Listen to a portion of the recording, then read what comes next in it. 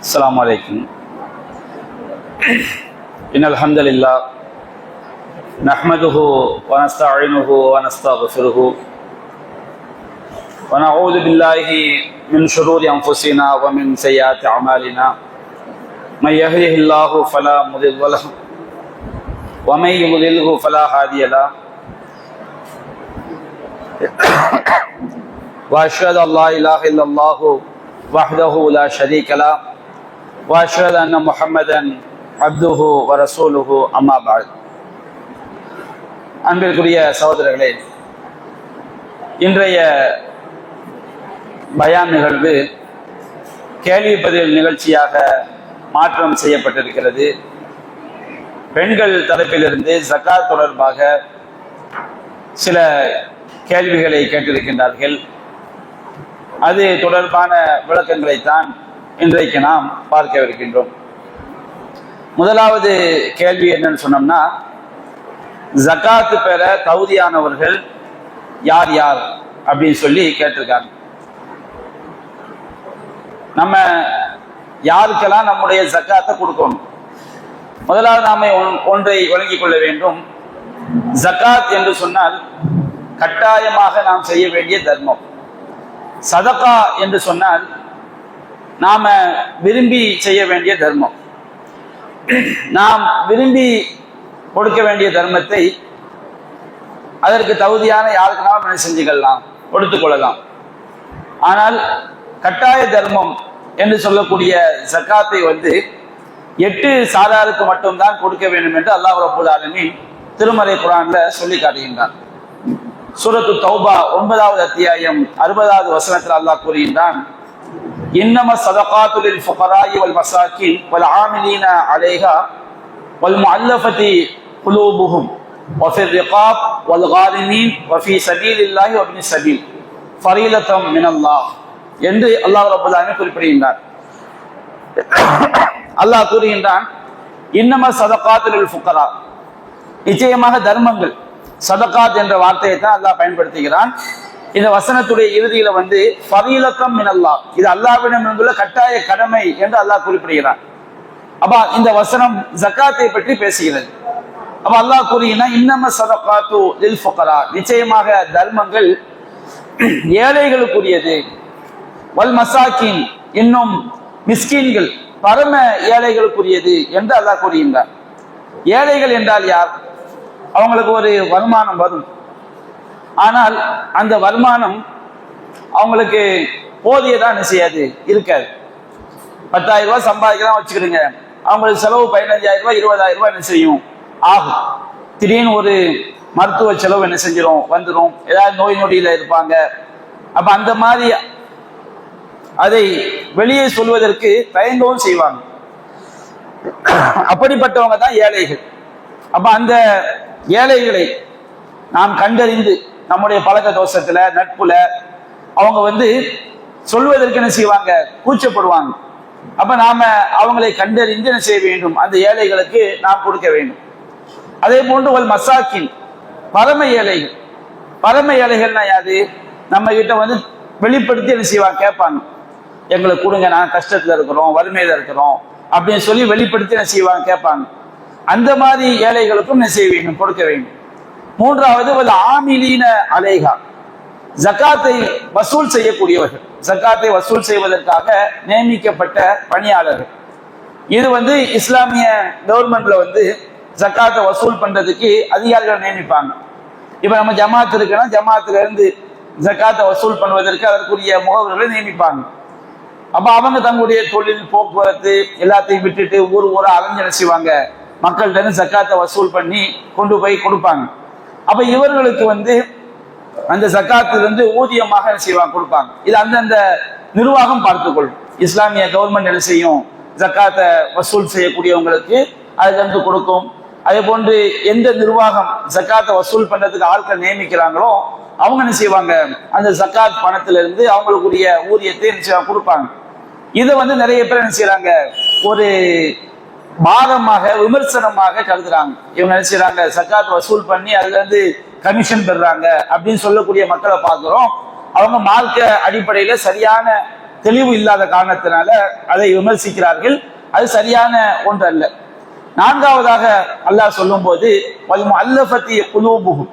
உள்ளங்கள் ஈர்க்கப்பட வேண்டியவர்கள், உள்ளங்கள் ஈர்க்கப்பட வேண்டியவர்கள் அப்படின்னு சொன்னோம்னா புதிதாக இஸ்லாத்தை ஏற்றிருப்பார்கள். அவங்க செல்வந்தராகவும் இருக்கலாம், ஏழையாகவும் இருக்கலாம். புதிதாக இஸ்லாத்தை ஏற்றிருந்தால் அல்லது அவங்க இஸ்லாத்தை ஏற்கக்கூடிய மனநிலையில் என்ன செய்வாங்க இருப்பாங்க. இஸ்லாத்தை பற்றி நல்லா தெரிஞ்சு இஸ்லாத்தை ஏற்கக்கூடிய மனநிலையில் இருப்பார்கள். புதிதாக இஸ்லாத்தை ஏற்ற மக்களுக்கும் இஸ்லாத்துக்கு வருவதற்கு ஆவல் கொண்டிருக்கக்கூடிய மக்களுக்கும் நம்ம என்ன செய்யலாம், ஜக்காத்திலிருந்து கொடுக்க வேண்டும். அப்படி கொடுக்கும் போது அவங்க என்ன செய்வாங்க, மார்க்கத்தின் மீது நல்ல பற்றுள்ளவர்களாக உறுதி மிக்கவர்களாக அவங்க இருப்பாங்க. புதிதாக இஸ்லாத்தை ஏற்ற மக்கள் அவங்கள செல்வந்தர் பணக்க ஏழை என்றெல்லாம் பிரித்து பார்க்க வேண்டியதில்லை. அவங்க இஸ்லாத்தை புதிதாக ஏற்றிருந்தாங்கன்னு சொன்னோம்னா அவங்கள நம்ம என்ன செய்யலாம், ஜக்காத்துல இருந்து கொடுக்கலாம். அதே போன்று இஸ்லாத்தை ஏற்கக்கூடிய மனநிலையில் உள்ள மக்களுக்கும் நம்ம என்ன செய்யலாம், கொடுக்கலாம். அடுத்து அல்லாஹ் கூறுகின்றான் அடிமைகளை விடுதலை செய்வது. இன்றைக்கு அடிமை முறை என்று உலகத்தில் இல்லை. அப்படி இருக்கும் என்று சொன்னால் அந்த அடிமைகளை விடுதலை செய்வதற்காக ஜக்காத்திலிருந்து என்ன செய்ய வேண்டும், செலவு செய்ய வேண்டும். நான்காவதாக ஒரு காரிமீன் கடன்பட்டவர்கள். கடன்பட்டவர்கள் சொன்னோம்னா பெரிய செல்வந்தரா இருப்பாங்க, அல்லது திடீர்னு வியாபாரத்தை என்ன செஞ்சிருவாங்க, பல கோடி ரூபாய் இழந்துருவாங்க, பல லட்சம் ரூபாய் என்ன செஞ்சிருவாங்க இழந்துருவாங்க.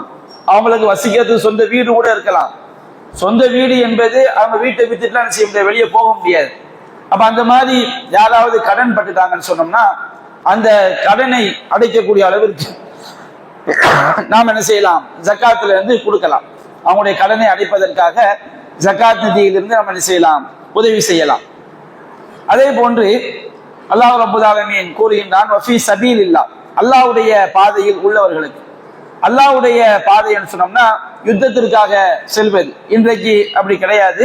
நபிகள் நாயகம் காலத்துல சஹாபாக்கள் யுத்தத்துக்காண்டி சென்னாங்க.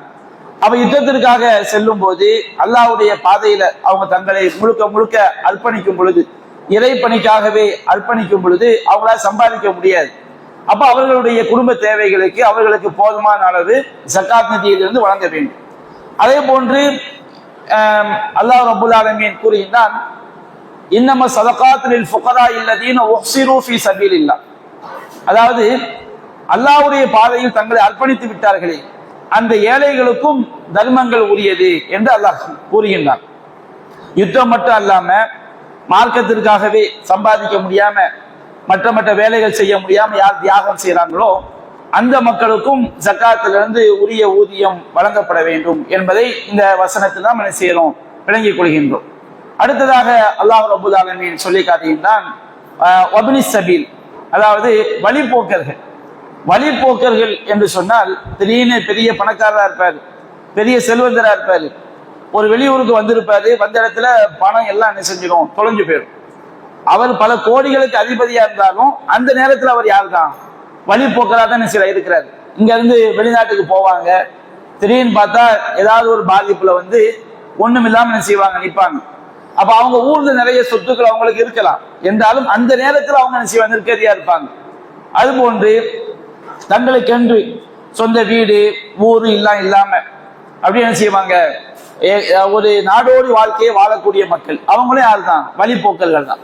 அப்ப இந்த ரெண்டு சாரார் வழிபோக்கர்களுக்கும் நாம் என்ன செய்ய வேண்டும், ஜக்காத்திலிருந்து கொடுக்க வேண்டும். ஃபதீலத்தம் மினல்லாஹ், இது அல்லாஹ்விடம் வந்துள்ள கட்டாய கடமை என்று அல்லாஹ் ரப்பல் ஆலமீன் குறிப்பிடுகின்றார்.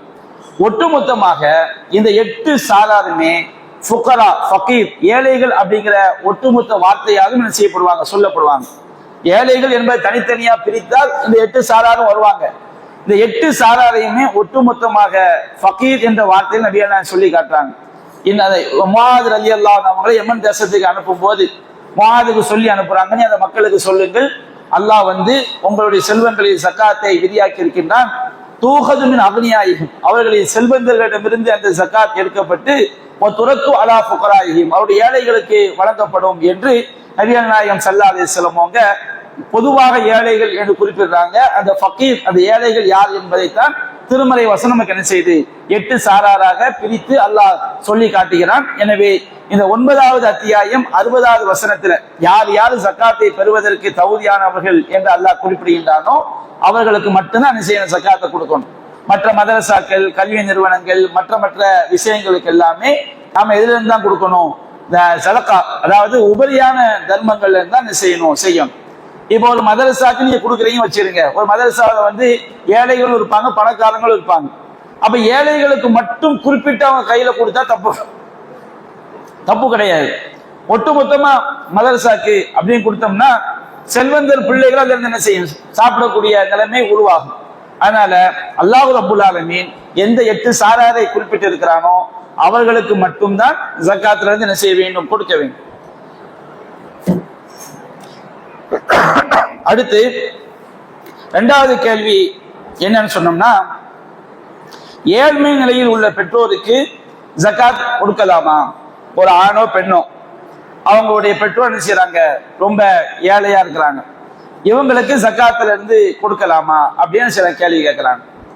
அதாவது மார்க்கம் வந்து யாரை பராமரிப்பதை நம் மீது கட்டாய கடமையாக்கி இருக்குதோ அவங்களுக்கு நம்ம ஜக்காத் இதுல இருந்து என்ன செய்ய முடியாது, கொடுக்க முடியாது. யாரை பராமரிப்பது? நாம யாரிலிருந்து வந்தோமோ, நம்முடைய தகப்பனார், நம்முடைய பாட்டனார், நம்ம யாரிலிருந்து வந்தோமோ அவங்களை பராமரிப்பது நம்ம கட்டாய கடமை. நம்முடைய தாயார், தாயினுடைய தாயார், தாயினுடைய தாயாருடைய கணவர், இந்த தாயினுடைய தந்தை, இவங்களையெல்லாம் நாம பராமரிப்பது கட்டாய கடமை.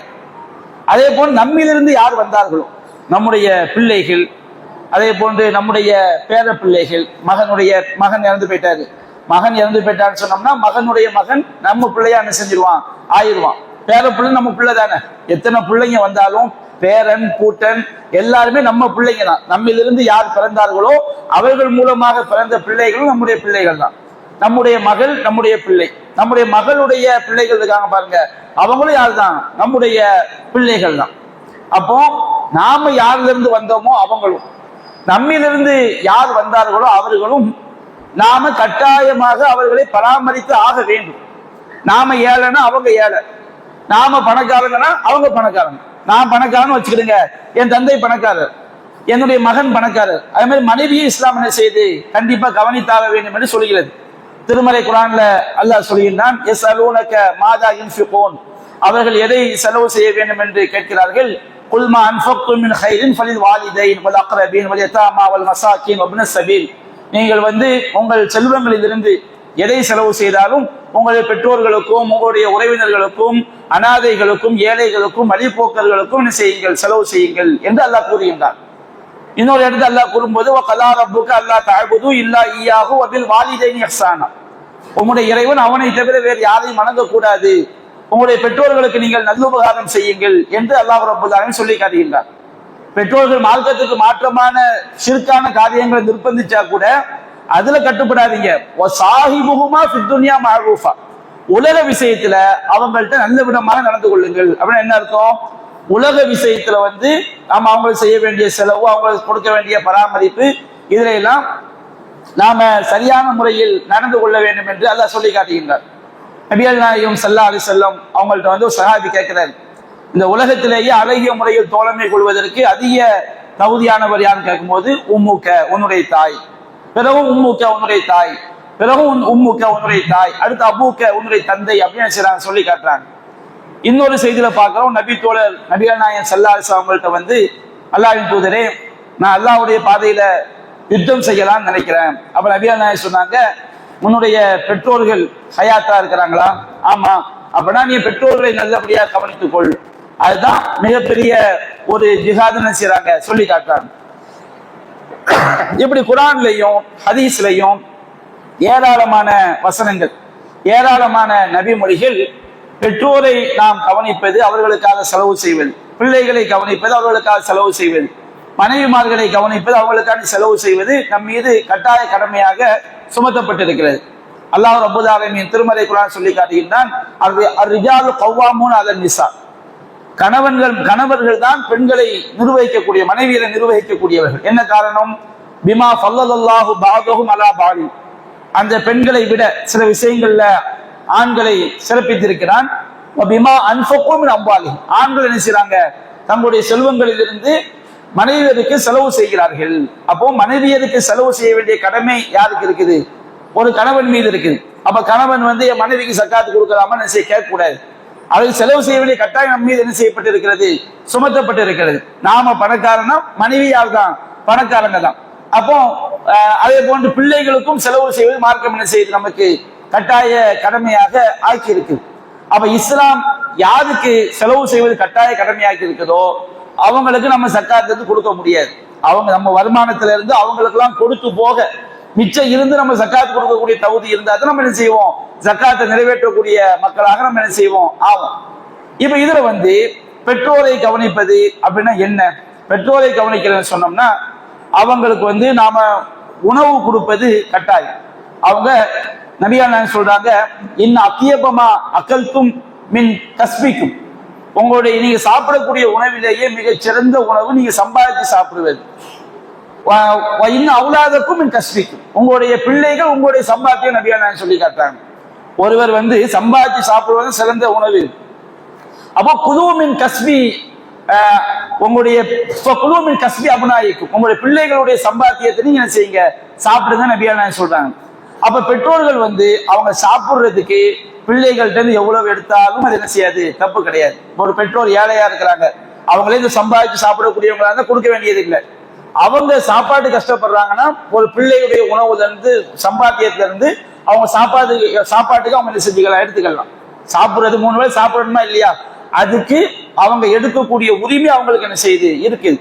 அவங்க தங்கக்கூடிய இடம் கொடுப்பது கடமை, அவங்க வசிக்கக்கூடிய இடம் கொடுப்பது நமக்கு கடமை. பெற்றோர்களுக்கு தங்கக்கூடிய இடம், வசிக்கக்கூடிய இடம், உணவு, அவங்க நோயுற்றா அவங்களை வந்து நாம நோய்க்கு அந்த ட்ரீட்மெண்ட் எடுக்கிறது, இதெல்லாம் நமக்கு கட்டாய கடமையான செய்யப்பட்டிருக்கு, ஆக்கப்பட்டிருக்கு.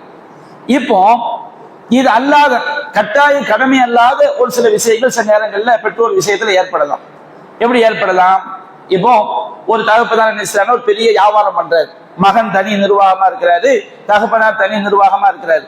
ஒரு பெரிய வியாபாரம் பண்ணும்போது அந்த வியாபாரத்துல அவர் நஷ்டம் அடைஞ்சுதான் வச்சுக்கிறீங்க, பல கடன் பட்டாலும் வச்சுக்கிறீங்க. தகப்பனுடைய கடனை பிள்ளை அடைக்க வேண்டும் என்று கட்டாயம் கிடையாது. தகப்பனுடைய கடனை பிள்ளை அடைக்க வேண்டும் என்று கிடையாது, கட்டாயம் கிடையாது. பிள்ளைக்காண்டி பட்ட கடனை அடைக்கலாம். அவர் ஒரு வியாபாரம் பண்றாரு, அதுல அவருக்கு நஷ்டம் ஆயிடுச்சு, பிள்ளை தனி நிர்வாகமா இருக்கிறான்.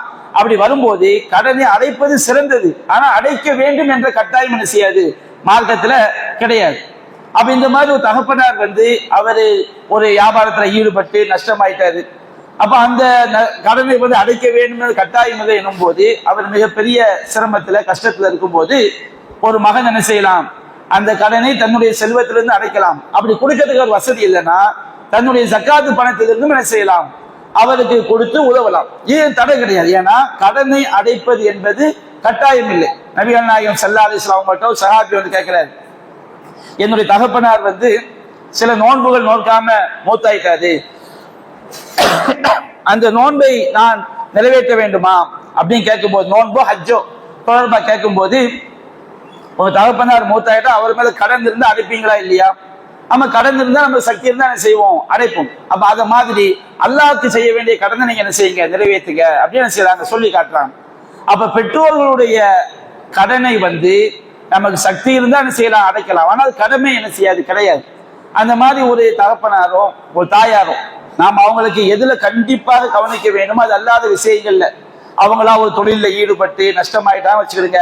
ஒரு பிள்ளை என்ன செய்யலாம், அவங்களுக்கு அவங்க சிரமத்துல இருந்தாங்க சொன்னோம்னா தன்னுடைய மற்ற சொத்துக்கள்ல இருந்து அடைக்க முடியாத சூழலில் இருந்தால் என்ன செய்யலாம், ஜக்காத்தை கொடுத்து என்ன செய்யலாம், அதை நிவர்த்தி செய்வது தப்பு கிடையாது. அதே நேரத்துல நம்ம கட்டாயம் செய்ய வேண்டிய கடமைகள் என்ன செய்யக்கூடாது, அவங்களுக்கு ஜக்காத்துல இருந்து கொடுக்க கூடாது. நம்முடைய கடமை, நம்முடைய சொத்துல இருந்து நம்ம என்ன செய்ய வேண்டும், செய்ய வேண்டும். அடுத்து 3வது கேள்வி என்ன கேட்டுக்காங்கன்னா, தங்கை கடன்பட்ட சூழ்நிலையில் அக்கால் தன் ஜக்காத்தை தங்கைக்கு கொடுக்கலாமா அப்படின்னு சொல்லி பிராக்கெட்ல தங்கை மிகவும் ஏழ்மை நிலையில் இல்லை. பொதுவா கேள்வி எப்படி கேட்கணும், தங்கை ஏழையா இருக்கிறாங்க அக்கா கொடுக்கலாமா, ஏழ்மை நிலையில் இல்லைன்னு தெரிஞ்சுக்கிட்டு இது கேள்வி கேட்குறீங்க. சரி, அப்போ தங்கை வந்து ஒரு ஏழ்மை நிலையில இருக்கிறாங்க, அக்கா வந்து உதவி செய்யலாமான்னு சொன்னோம்னா தாராளமா செய்யலாம். மார்க்கத்தை என்ன கிடையாது, அது தடை கிடையாது. நம்முடைய உடன் பிறந்தவர்கள், நம்முடைய அக்கா, நம்முடைய தங்கை, அதே போன்று நம்முடைய சின்னாப்பா பெரியாப்பமார்கள், அவங்களுடைய பிள்ளைகள், நம்முடைய மாமா மாமி இவங்கெல்லாம் வந்து நம்ம அவங்களை கண்டிப்பாக பராமரித்தாக வேண்டும் என்ற கட்டாயத்தில் உள்ளவங்க கிடையாது. அப்போ அவங்க ஏழ்மை நிலையில இருக்கிறாங்க. உங்களுடைய சொத்துக்கள்ல இருந்து, உங்களுடைய வருமானத்திலிருந்து நீங்க அவங்களுக்கு கொடுத்து உதவ முடியல அப்படிங்கும் போது ஜக்காத்துல இருந்து என்ன செய்யலாம், கொடுத்து உதவலாம். ஆனா எது சிறந்தது? நம்முடைய அண்ணன்மார்கள், தம்பிமார்கள், அக்கா தங்கச்சிமார்களுக்கு வந்து நம்ம சொத்துல இருந்து கொடுக்கறதுதான் என்னது சிறந்தது. ஜக்காத்துல இருந்து அதை கழிச்சு விடாம நம்முடைய சம்பாத்தியத்திலிருந்து நாம அவங்களுக்கு கொடுத்து உதவ வேண்டும். அல்லாஹ் நபிகள் நாயகம் ஸல்லல்லாஹு அலைஹி சொல்லி காட்டுறாங்க, நீ வந்து அல்லாஹ் நமக்கு செல்வ வசதியை தந்தா முதல்ல உனக்கு செலவு பண்ணு, நமக்கு அடுத்து நம்முடைய குடும்பத்துக்கு, அடுத்து நம்ம பெற்றோர்களுக்கு, அதுக்கு மேல நமக்கு அல்லாஹ் தந்தான்னு சொன்னோம்னா நம்முடைய செல்வங்கள்ல இருந்து நம்ம என்ன செய்யணும், நம்முடைய அண்ணன் தங்கை இவங்களுக்கெல்லாம் என்ன செய்யலாம், மாமா எல்லாருக்கும் அவங்க ஏழ்மை நிலையில இருந்தாங்கன்னா அவங்களுக்கு ஜக்காத்துல இருந்து கொடுப்பதை விட நம்ம சொத்துல இருந்து நம்ம கொடுப்பதுதான் சிறந்தது. ஜக்காத்தை வந்து நம்ம ஏழைகளுக்கு கொடுக்கலாம், மற்ற ஏழைகளுக்கு கொடுத்துட்டு, ஏன்னா இவங்க நமக்கு ரொம்ப நெருக்கமானவர்கள். அப்ப ரொம்ப நெருக்கமானவர்களுக்கு நான் ஜக்காத்துல இருந்துதான் கொடுப்பேன்னு சொல்றது வந்து அது சரியான ஒரு அளவுகோல் இல்லைல்ல. அவங்களுக்கு நம்முடைய உபரியான தர்மங்களை கொடுத்து அவங்க நம்ம என்ன செய்ய வேண்டும், அரவணைக்க வேண்டும். ஏன்னா நபிகள் நாயகம் ஸல்லல்லாஹு அலைஹி வஸல்லம் அவங்க வந்து உறவினர்களை அரவணைக்க வேண்டும் என்று மார்க்கம் நமக்கு என்ன செய்யுது, ரொம்ப வலியுறுத்துகிறது. அப்ப உறவினர்களை அரவணைப்பது என்பது ஜக்காத்திலிருந்து உங்களுக்கு முடியாட்டா ஜக்காத்துல இருந்து கொடுங்க, தடை கிடையாது. ஆனா அதை விட எதுதான் சிறந்தது, நம்முடைய வருமானத்தில சொத்துக்கள்ல இருந்து நாம அவங்களுக்கு உதவி செய்வதுதான் சிறந்தது. ஜக்காத்துல இருந்து கழித்து விடுவதை விட அவங்களுக்கு நாம மற்ற உதவியாக நன்கொடையாக கொடுத்து உதவுவதுதான் சிறந்தது என்பதை நம்ம செய்யணும், விளங்கிக்கணும். அதே நேரத்துல ஒரு அக்கா வந்து தங்கை ஏழ்மை நிலையில இருந்தா அவங்களுடைய காசு பணத்தை கொடுக்க முடியும், ஜக்காத் அல்லாத பணத்துல இருந்து கொடுக்க முடியல, அப்போ அவங்க என்ன செய்யலாம், ஜக்காத்துல இருந்து அவங்களுக்கு என்ன செய்யலாம், கொடுத்து உதவ தடை என்ன செய்யாது, கிடையாது. இன்னும் சொல்ல போனா இது 2 கூலி என்ன செஞ்சது கிடைச்சது. ஒரு கூலி என்ன சொன்னோம்னா அஜ்ரு சதகா, தர்மம் செய்த கூலி. இன்னொரு கூலி என்ன சொன்னோம்னா அஜ்ருல் கராபா, உறவினர்களை அரவணைத்த ஒரு கூலி. இப்போ கணவன் வந்து மனைவிக்கு செலவு செய்வது கட்டாய கடமை. அதுக்கு மனைவிக்கு என்ன செய்யும், ஜக்காத் கொடுக்க முடியாது. மனைவியால் சொல்லும், நான் தானே செலவு செய்வது கட்டாயம். அதே நேரத்துல மனைவி வந்து கணவனை கொடுப்பது என்ன கிடையாது, கட்டாயம் கிடையாது. நபிகள் நாயகம் காலத்துல வந்து மனைவியுடைய சொத்துல வந்து யாரும் சஹாபாக்கள் யாரும் கை வைக்க முடியாது. ரசூல் ஸல்லல்லாஹு அலைஹி வஸல்லம் அப்படித்தான் என்ன செஞ்சிருந்தாங்க, வச்சிருந்தாங்க. அப்ப நபிகள் நாயகம் ஸல்லல்லாஹு அலைஹி வஸல்லம் ஒரு நாள் ஒரு பெருநாள் உரையில சொல்றாங்க, பெண்களை தர்மம் செய்யுங்கள் அப்படின்னு சொல்லும் போது நபி இப்னு மஸ்ஊத் ரலியல்லாஹு அன்ஹுடைய மனைவி அன்னை ஜைனப் ரலியல்லாஹு அன்ஹா அவங்களும் அதே ஜைனப்ங்கிற பேர் கொண்ட இன்னொரு நபி தோழியரும் தர்மம் செய்யறதுக்காண்டி போகும்போது அவங்க கணவன்மார்கள் கேட்கறாங்க, நாங்களே ஏழையா இருக்கிறோம், எங்களுக்கு பிள்ளைகள் செலவு பண்ண முடியல, அந்த தர்மத்தை எங்களுக்கு கொடுங்கன்னு என்ன செய்யறாங்க, கேட்கறாங்க. அப்போ அவங்க என்ன யோசிக்கிறாங்க, ஒரு மனைவி வந்து தர்மத்தை கணவனுக்கு கொடுத்தா கணவன் திரும்ப யாருக்கு தான் செலவு பண்ணுவான், அவனுடைய பிள்ளைகளுக்கும் மனைவிக்கு தான் செய்வான், செலவு பண்ணுவான், அது எப்படி சரியாகணும்னு சொல்லிட்டு நபிகள் நாயகத்தை போய் கேட்கும் போது பிலால் ரலியல்லாஹு அன்ஹு அவங்க போறாங்க. ரசூலுல்லாஹ்வுடைய வீட்டு காவலரா பிலால் ரலியல்லாஹு அன்ஹு இருக்கிறாங்க. அப்ப எங்க பேரையெல்லாம் சொல்லாதீங்க, இந்த மாதிரி ரசூலுல்லாஹ் தர்மம் செய்ய சொன்னாங்க, தர்மத்தை வந்து எங்கள் கணவன்மார்கள் வறுமையில் இருப்பதா கேட்கிறாங்க, அவங்களுக்கு கொடுக்கலாமா? அப்போ பிலால் போய் ரசூலுல்லாஹ் சொன்ன உடனே கேட்டது யாரு, ஜைனப். எந்த ஜைனப்? இப்னு மஸ்ஊத் ரலியல்லாஹு அன்ஹுடைய மனைவி அப்படின்னு சொன்ன உடனே ஆமா கொடுக்கலாம், ஏன்னா அவங்களுக்கு என்ன செய்யும், 2 கூலி கிடைக்கும் நபியா சொல்லி காட்டுறாங்க. அதே மாதிரி அபூ தல்ஹா ரலியல்லாஹு அன்ஹு அவங்களுக்கு வந்து பைருஹான்னு ஒரு தோட்டம் இருந்துச்சு. அது வந்து மிகப்பெரிய வளம் குளிக்கக்கூடிய தோட்டம் மதீனாவுடைய முன்பகுதியில் இருந்துச்சு. அப்ப குர்ஆன்ல வந்து அல்லாஹ் ஒரு ஆயத்தை இறக்கி வைக்கிறான், லந்தனாலுல் பிர்ர ஹத்தா துன்ஃபிகு மிம்மா துஹிப்பூன், நீங்கள் விரும்பக்கூடிய செல்வங்களில் இருந்து அல்லாஹ்வுடைய பாதையில் செலவு செய்யாத வரை நீங்கள் நன்மையை அடைய முடியாது அப்படிங்கிற வசனம் இறக்கப்பட்டவுடன் அபூ தல்ஹா என்ன செய்றாரு, பைருஹாங்கிற தோட்டம் அவர் விரும்பக்கூடிய ஒரு தோட்டமா என்ன செய்து இருக்குது. அப்ப ரசூலுல்லாஹ் அல்லாஹ் தூதரே, அல்லாஹ் இப்படி சொல்றான், நான் என்னுடைய தோட்டத்தை என்ன செய்யறேன், அல்லாஹ்வுடைய பாதையில தர்மமா கொடுக்குறேன், நீங்க வந்து அல்லாஹ் உங்களுக்கு வழிகாட்டிய பிரகாரம் அதை என்ன செய்யுங்க, நீங்க செலவு பண்ணுங்க அப்படின்னு சொல்லும் போது நபியா நாயகம் சொன்னாங்க, பஹ் பஹ் மாலுன் ராபி அப்படிங்கிறாங்க. பஹ்னா சூப்பர்னு அர்த்தம், அருமை அப்படின்னு அர்த்தம். இது வந்து ஒரு லாபம் தரக்கூடிய செல்வம் ஆயிற்று அப்படின்னு சொல்லிட்டு நபியா நாயகம் சொல்றாங்க, இதை வந்து நீ உங்களுடைய உறவினர்களுக்கு நீங்க என்ன செய்யுங்க, உறவினர்களுக்காக இதை வழங்குவதை நான் விரும்புகிறேன் அப்படின்னு என்ன செய்றாங்க சொல்றாங்க. அப்ப அது மாதிரி அபூ தல்ஹா என்ன செய்றாரு, அந்த தோட்டத்துல ஒரு தோட்டத்துல உள்ள வருமானங்கள் எல்லாத்தையுமே உறவினர்களுக்கு பங்கிட்டு கொடுக்குறாங்க. அப்ப மார்க்கம் வந்து நம்முடைய உறவினர்கள், அதாவது நம்முடைய இரத்த உறவுகள், நெருங்கிய உறவுகள், இவங்க ஏழைகளாக இருக்கும் போது அவங்களை விட்டுட்டு மற்றவங்களுக்கு உதவுவதை வந்து இஸ்லாம் முக்கியத்துவம் கொடுக்கல. முதல்ல நம்முடைய சொந்த பந்தங்களை என்ன செய்யணும், நாம கவனித்தாக வேண்டும். அப்ப நம்முடைய சொத்துக்களே சொந்த பந்தங்களை கவனிக்கணும். அதுக்கு நமக்கு இயலாத சூழல் இருந்தால் ஜக்காத்துல இருந்து நம்ம என்ன செய்யலாம், உறவினர்களுக்கு தாராளமாக கொடுக்கலாம். அது வந்து என்ன கிடையாது, 2 கூலி கிடைக்கும். உறவுகளை அரவணைத்த கூலி, இன்னொன்று வந்து தர்மம் செய்த கூலி. அப்ப அதனால வந்து கடன்பட்ட நிலையில உள்ள தங்கை வந்து கடனா இருந்தால் அக்கா கொடுப்பது என்ன கிடையாது, தப்பு கிடையாது. அடுத்த 4வது என்ன கேள்வி கேட்கிறாங்கன்னா, ஒரு சொந்த வீடு உள்ள நிலையில் தாய் தந்தைக்கு உழைத்து கொடுக்கும் ஆண்மகன் இல்லாத நிலையில் அவர்களோ ஜக்காத் பெறக்கூடிய நிலையில் அவர் அந்த வீட்டிற்கு ஜக்காத் கொடுக்க வேண்டுமா அப்படின்னு கேட்கிறாங்க. அதாவது ஒரு ஆளுக்கு வந்து ஒரு சொந்த வீடு தான் என்ன செய்து இருக்குது, அவங்க தன்னுடைய தாய் தந்தையர்களுக்கு என்ன செய்ய வேண்டும், உழைத்து கொடுக்க வேண்டிய நிலையிலும் என்ன செய்யறாங்க இருக்கிறாங்க. அவங்களுக்கு ஆண் மக்களும் இல்லை. ஒரு ஆண் மக்கள் இருந்தா என்ன செய்வாங்க, வெளிநாட்டுக்கு போவான், சம்பாதிப்பான், நிறைய கிடைக்கும். இந்த நிலையில வந்து அவங்க அந்த வீட்டுக்கு ஜக்காத் கொடுக்க வேண்டுமா அப்படின்னு சொல்லி என்ன செய்யறாங்க, கேட்கிறாங்க. பொதுவாக அந்த வீட்டை வந்து கட்டும் போது ஜக்காத் கொடுத்த பணத்திலிருந்து கட்டி இருந்தால் அதுக்கு திரும்ப என்ன செய்ய வேண்டியதில்லை, கொடுக்க வேண்டிய அவசியம் இல்லை. அதே நேரத்துல ஜக்காத் கொடுக்காத பணத்துல இருந்து கட்டினா அந்த வீட்டுக்கு என்ன செஞ்சாகணும், ஜக்காத்து கொடுத்தாக வேண்டும். அப்ப அது ஒரு சொத்து தானே, மதிப்புமிக்க சொத்து தானே. அப்ப அப்படி இருக்கும்போது அவங்க அந்த வீட்டுக்கு ஜக்காத்து அவங்க மௌத்தாவதுக்குள்ள என்ன செஞ்சிடணும், கொடுத்துடணும். ஒரு வருஷத்துக்குள்ள கொடுக்கவங்க கட்டாயம் என்ன செய்யல இல்லை. அதற்காண்டி வீட்டை விற்க வேண்டிய கட்டாயம் கிடையாது. ஏன்னா வீடு இல்லாட்ட என்ன செய்ய முடியாது, வாழ முடியாது.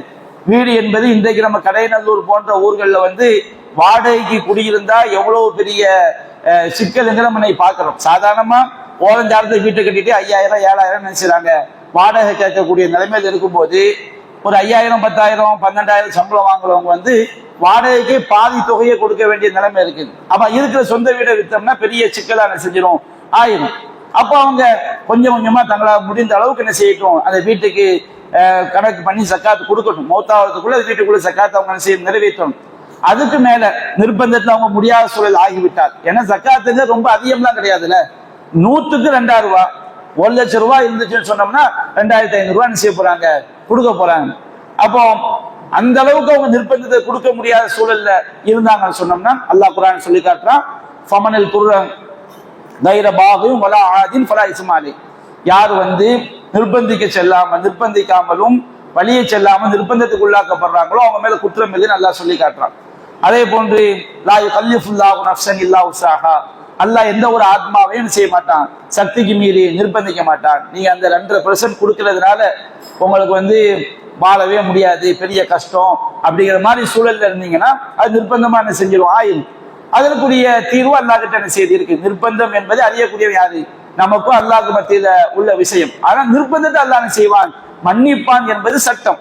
அப்போ ஒரு ஆளுக்கு சொந்த வீடு இருக்குது, ஜகாத்து கொடுக்கவில்லைன்னு சொன்னால் அதற்கு அவர் என்ன செய்ய வேண்டும், மௌத்தாவதுக்குள்ள அந்த வீட்டுக்குரிய ஜகாத்தை கணக்கிட்டு என்ன செய்ய வேண்டும், கொடுத்து விட வேண்டும். அப்படி கொடுக்க முடியாத நிலையில அவங்க உள்ளாயிட்டாங்கன்னா அவங்க நிர்பந்தத்து மாதிரி இருந்தால் அல்லாஹ் என்ன செய்வான், மன்னிக்க கூடியவன் என்பதையும் நாம் என்ன செய்ய வேண்டும், புரிந்து கொள்ள வேண்டும். அடுத்து மாத வருமானம் 10,000 எனில் ஜக்காத் கொடுக்க வேண்டுமா அப்படின்னு கேட்கலாம். ஒரு ஆளுக்கு மாசம் 10,000 ரூபாய் வருமானம் வருது, இவர் ஜக்காத் கொடுக்கணுமா? அதாவது ஜக்காத் எப்போ நமக்கு கடமையாகும்னு சொன்னோம்னா, பொதுவாக இஸ்லாம் ஆடுகளுக்கு ஜக்காத் சொல்லி காட்டுது. இதை எந்த செல்வத்தோடையும் கலக்கக்கூடாது. நம்ம மேயக்கூடிய ஆடுகளா இருக்குன்னு வச்சுக்கிறீங்க, காட்டுல போய் மேய்த்து வளர்க்கக்கூடிய ஆடுகளா இருக்குன்னு வச்சுக்கிறீங்க, அதுக்கு ஒரு அளவு இஸ்லாம் சொல்லி இருக்கு. இதை மற்ற செல்வத்தோட கலக்க கூடாது. 40 ஆடு இருந்தா ஒரு ஆடு ஜக்காத் அப்படிங்கிற அளவுல இஸ்லாம் சொல்லி காட்டுது. ஆடு தனி, மாட்டுக்குரிய ஜக்காத் என்பது தனி. நம்ம மேய்க்கக்கூடிய மாடுகளாக இருந்து சொன்னா அது தனி. 30 மாடுகள் இருந்தா ஒரு ஆடு அப்படிங்கிற மாதிரி மாட்டுக்கு தனி. அதை மற்ற எந்த செல்வத்தோட செய்யக்கூடாது, கலக்கக்கூடாது. ஒட்டகத்துக்கு தனி, ஒட்டகத்துக்கு வந்து அது எந்த செல்வத்தோட கணக்கு பார்க்க கூடாது, ஒட்டகம் எனது தனி. அதே போன்று விளைநிலங்கள், விளையக்கூடிய தானியங்கள் எல்லா தானியமும் கிடையாது. நாம வந்து அதை அளக்கவும் முடிய வேண்டும், நீண்ட காலம் சேமித்து வைக்கவும் முடியும். இப்ப பருப்பு, அரிசி, கோதுமை, சுண்டல் இந்த மாதிரி இருக்கு பாருங்க, முந்திரியை கூட கிஸ்மிஸ் ஆகிட்டோம்னு சொன்னோம்னா அதை அளக்கவும் முடியும், நீண்ட காலம் சேர்த்து வைக்கவும் முடியும். இந்த மாதிரி தானியங்களுக்கு வந்து நாம அது அல்லாஹ்வுடைய ஆற்று நீராலோ இறைவன் தரக்கூடிய ஆற்று நீர், மழை நீர், இந்த மாதிரி நீர்ல விளைஞ்சிருந்தா நமக்கு வந்து 10ல் 1. நாம செலவு பண்ணி விளைச்சதா இருந்தா 20ல் 1. அப்ப 10ல் 1க்கு 10%, 20ல் 1க்கு 5%. அப்ப அந்த மாதிரி தானியங்களுக்கு எந்த தானியங்களை வந்து நாம பாதுகாத்து வைக்க முடியும், அளக்கவும் முடியுமோ அந்த மாதிரி தானியங்களுக்கு 10ல் 1 அல்லது 20ல் 1. மற்றபடி இந்த காய்கறிகள், தக்காளி, தர்பூசணி, தேங்காய் இப்படிலாம் இருக்கு பாருங்க, இது எல்லாமே மற்ற பொதுவா தங்கம் லிஸ்ட்ல என்ன செஞ்சிடும், வந்துடும். அப்ப இந்த இதுக்கு வந்து தனி, இந்த அளக்கக்கூடிய பாதுகாத்து வைக்கக்கூடிய தானியங்கள் எல்லாம் தனி. இதை நம்ம மற்ற இதோட என்ன செய்யக்கூடாது, கலக்கக்கூடாது. அதே போன்று புதையல் இருக்கு பாருங்க, புதையல் என்பது தனி. புதையல் நமக்கு திடீர்னு ஒரு இடத்துல போறோம், தோன்றோம், உள்ள இருந்து கோடிக்கணக்கான நகை கிடைச்சுன்னு வச்சுக்கிறோங்க, அதுல வந்து 5ல் 1 என்ன செஞ்சிடணும், கொடுத்துடணும். 5ல் 20% ஜக்காத் அதுல இருந்து கடமை. அப்ப இது வந்து தனி சட்டம். அதே போன்று வெள்ளி இருக்கு பாருங்க, வெள்ளி நமக்கு தனியா இருந்துச்சுன்னா அது தனி சட்டம். இது போக மற்ற எல்லாவற்றையும் தங்கத்துடைய கணக்கில் தான் கொண்டு வரும். இதெல்லாம் தனித்தனி சட்டம். ஆடு, மாடு, ஒட்டகம், அதே மாதிரி தானியங்கள், வெள்ளி, புதையல், இது எல்லாமே மற்ற செல்வங்களோடு கலக்கக்கூடாது. இது போக நம்முடைய வியாபார சரக்குகள், ஒரு கடையில வந்து நிறைய நம்ம பொருளை வந்து என்ன செஞ்சிருக்கிறோம், வியாபாரம் பண்றதுக்காண்டி குமிச்சு வச்சிருக்கிறோம். இந்த வியாபார சரக்குகள், நம்ம அணியக்கூடிய நகைகள், நாம வாங்கி போட்டிருக்கக்கூடிய மனைகள், அதே மாதிரி விளைச்சல்ல ஒரு ஏதாவது விளைச்சல், தேங்காய், மாங்காய் அப்படிலாம் வந்து விளைச்சல்ல வரும் பாருங்க, அது வியாபாரம் பண்ணி பணமாக வரக்கூடிய வருமானம். அதே போன்று கோழி பண்ண வச்சிருப்பாங்க, கோழிக்கெல்லாம் கணக்கு பண்ணி என்ன செய்ய முடியாது, கொடுக்க முடியாது. அவங்க அதை வியாபாரம் பண்ணி பணமா வரும் பாருங்க, அதுல வரக்கூடிய வருமானம். மற்ற எதெல்லாம் நமக்கு குர்ஆன் சுன்னாவில் நேரடியா சொல்லப்பட்டுக்கோ அதை தவிர மற்ற ஒட்டுமொத்த செல்வங்களும் 88 கிராம் அல்லது 85 கிராம் தங்கத்தை விட அதிகமா இருக்குன்னு வச்சுக்கிடுங்க, நம்ம ஜக்காத்து கொடுக்கணும், தகுதிக்கு என்ன செஞ்சிடணும், வந்துடணும். நகையை மட்டும் பார்க்கக்கூடாது, ஒட்டுமொத்த செல்வங்களை எதையெல்லாம் தனித்தனியா இஸ்லாம் அளவு குறிப்பிட்டு சொல்லி இருக்குதோ அதை தவிர மற்ற ஒட்டுமொத்த செல்வங்களையும் நம்ம கணக்கு பண்ணணும். இப்போ ஒரு ஆள்கிட்ட வந்து மற்ற தங்கம் அது எல்லாம் சேர்த்து கணக்கு பார்க்கறாரு, அவர்கிட்ட வந்து 70 கிராம் தான் இருக்குது. இப்ப இவர் ஜக்காத்து கடமையா, அவர் மாசம் 50,000 ரூபாய் ஜக்காத்து வாங்கினாலும் சம்பளம் வாங்கினா ஜக்காத்து கடமை கிடையாது. ஏன் கடமை கிடையாது, அவருக்கு 50,000 வருது, இதோட கூட்டி பார்க்கிறாரு, ஜக்காத்து கொடுக்கக்கூடிய 88 கிராம் அளவுக்கு வரலன்னு வச்சுக்கிடுங்க, அப்ப அவருக்கு என்ன கிடையாது, ஜக்காத்து வந்து கடமை கிடையாது. இப்ப ஒருவருடைய ஒட்டுமொத்த செல்வமும், எந்த செல்வம் எதையெல்லாம் நாம தனித்தனி அளவுகள் சொல்லப்பட்டிருக்கோ அது போக மற்ற எல்லா செல்வங்களும் 88 கிராம் தங்கத்துக்கு ஈக்குவலா வந்துட்டுன்னு சொன்னோம்னா அவர் என்ன செய்யணும், 100க்கு 2.5% ஜக்காத்து கொடுக்கணும். ஒரு தடவை கொடுத்துட்டாருன்னா அந்த பொருளுக்கு திரும்ப கொடுக்க வேண்டிய அவசியம் இல்லை. ஏன்னா அல்லாஹ் சொல்லி நபியா சொல்லி காட்டுறாங்க, இன்னல்லாஹ லம் யஃப்ரில் அஸ்ஸகாத்த இல்லா லிதய்யிப மா பக்கிய மின் அம்வாலிக்கும். நீங்க ஜக்காத்து கொடுத்து போக எஞ்சியுள்ள பொருட்களை பரிசுத்தப்படுத்துவதற்காக தான் அல்லாஹ் என்ன செஞ்சிருக்கான், ஜக்காத்தை கடமையாக்கி இருக்கிறான். ஒரு வீட்டுக்கு ஒரு தடவை கொடுத்துட்டோம், அது திரும்ப கொடுக்க வேண்டியது இல்லை. ஆனால் நம்முடைய தங்க மதிப்பு, நான் தங்க மதிப்பு சொல்ல தங்கத்தை மட்டும் வைத்தல்ல, நிலம் மற்ற எல்லாத்தையும் சேர்த்து அதனுடைய மதிப்பு 88 கிராம் தங்கத்துக்கு நிகராகவோ அதற்கு மேலேயோ வந்துட்டுனா அதுக்கு நாம் ஒரு தடவை கொடுத்துடணும். அதுக்கு பிறகு நமக்கு வரக்கூடிய ஒவ்வொரு வருமானத்துக்கும் நம்ம என்ன செய்யணும், ஜக்காத்தை கொடுத்துக்கிட்டே என்ன செய்யணும் வரணும். 10,000 ரூபாய் வந்தா கூட அந்த 10,000க்கு ஜக்காத்தை என்ன செய்யணும், கொடுத்துடணும்.